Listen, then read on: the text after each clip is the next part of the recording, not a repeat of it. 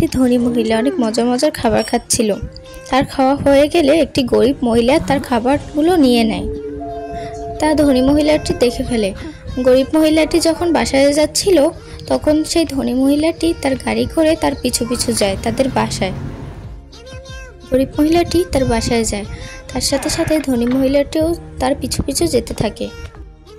গরিব মহিলা বাসায় গিয়ে তার দুটি ছোট ছোট বাচ্চাকে সেই খাবারগুলো খেতে দেয় এবং বাচ্চা দুটি ঘুমিয়ে পড়ে। এসব দেখে ধনী মহিলাটি অনেক খারাপ লাগে। তখন সে বাসায় যায়, বাসায় গিয়ে একটি ওষুধ বানায় এবং তা খাবারের সাথে মিশিয়ে দেয়। সব সময়ের মতো গরিব মহিলাটি সেই খাবারগুলো নিয়ে যায় এবং বাচ্চাদেরকে খেতে দেয়। বাচ্চাগুলো খাবার খেয়ে অনেক বড় হয়ে যায় এবং শক্তিশালী হয়ে যায়। তারপর থেকে তারা অনেক কাজ করে এবং অনেক ধনী হয়ে যায় এবং সুখে থাকে। মাঝে মাঝে সেই ধনী মহিলাটি তাদেরকে অনেকগুলো খাবার দেয়। ধনী মহিলাও অনেক আনন্দ পায় এগুলো করে।